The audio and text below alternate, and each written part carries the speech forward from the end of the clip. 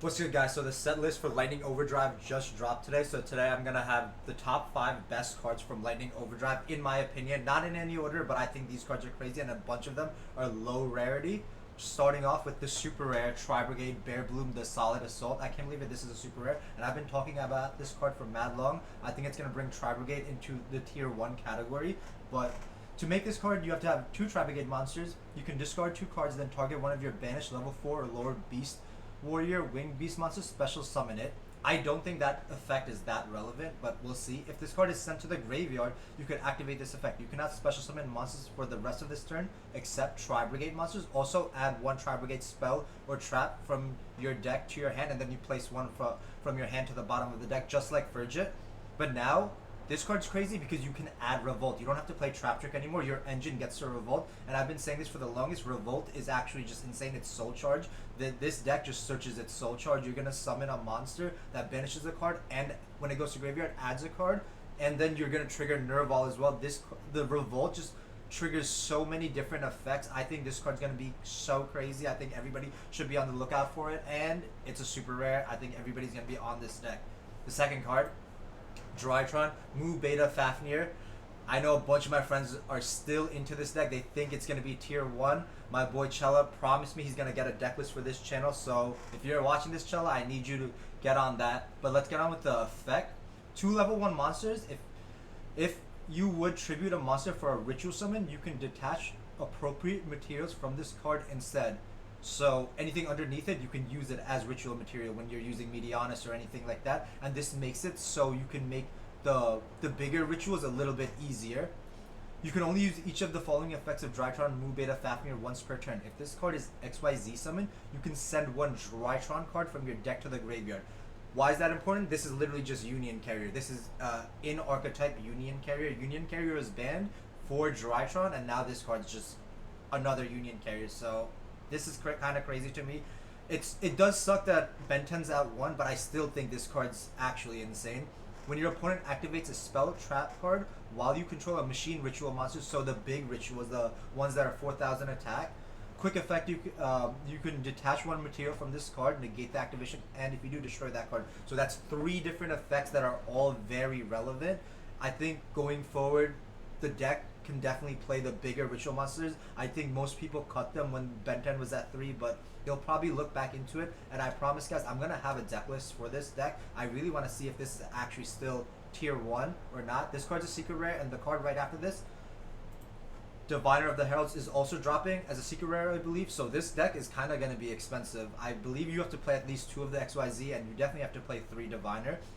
But this card is crazy too. If this card is normal or special summon, you can send 1 fairy monster from your deck or extra deck to the graveyard. So what you're going to do is send Herald, and Herald's going to add Ben 10, so these are just more copies of your Ben 10. So maybe I'm just thinking too much into it, and it doesn't actually matter that Ben 10's at 1, because this is just more copies of Ben 10. And if you do, increase this card's level by the level of that sent monster. Until the end of this turn, if this card is tributed, you can special summon 1 level 2 or lower fairy monster from your hand or deck except Diviner of the Heralds. You can only use each effect of Diviner of the Heralds once per turn. I don't know if the last part is going to be that important, but I know the level manipulation is going to be very cool, because you could do cool things with Beatrice or maybe other XYZs that I'm not thinking about. I'm definitely going to see. It's also a tuner, so there's just so much going on with this card. I just don't see how this deck doesn't see play. They're literally dropping 2 bombshell of cards for this deck, so I really do hope that this deck sees some kind of play. And if it ends up being tier 1, maybe we see Cycle Reader again. We're going to see Droll main decked again. I remember when this deck was in the format, everybody just had so much hate for it, and that's how it kind of died out. But even after that, Konami chose to hit Ben 10. That's how strong this deck really was. So yeah, Diviner of the Heralds, 2 secret rares. I don't see how this deck doesn't see play. I think mad people are going to be trying it. The next card, this is probably my favorite card of the set. Lena the Light Charmer Shining.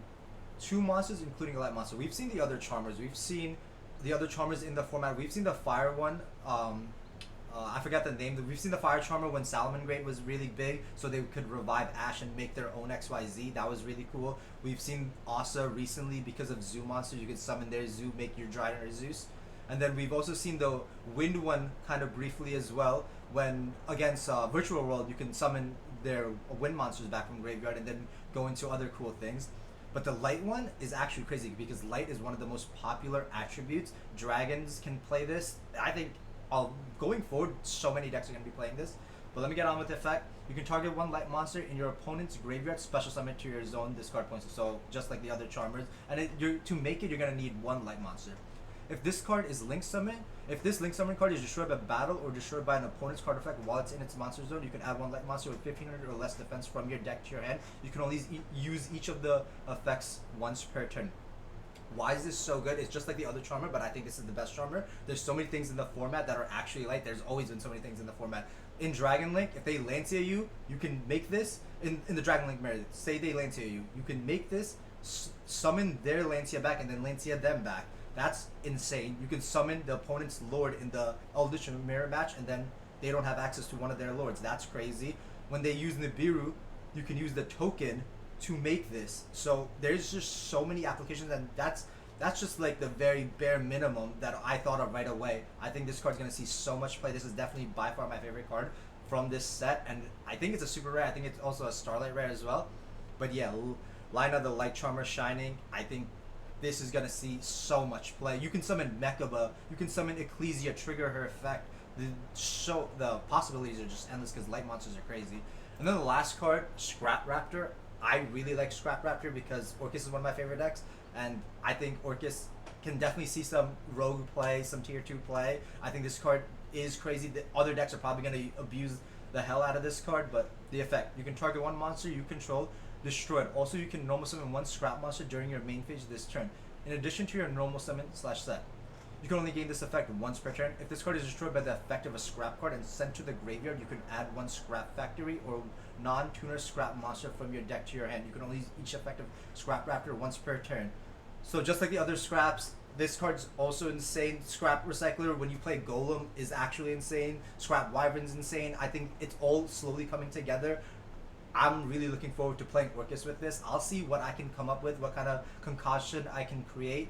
But guys, yeah, Lightning Overdrive drops in around 2 weeks. I'm going to try to make sure I get a bunch of deck lists out with these cards. Every single one of these cards is just so crazy. I really like this set. I think this set is going to be a game changer. And right around this set, I think there is going to be a ban list, probably a week or two after it. So guys, stay tuned, subscribe, and like. Let me know if there's other cards that I missed out on.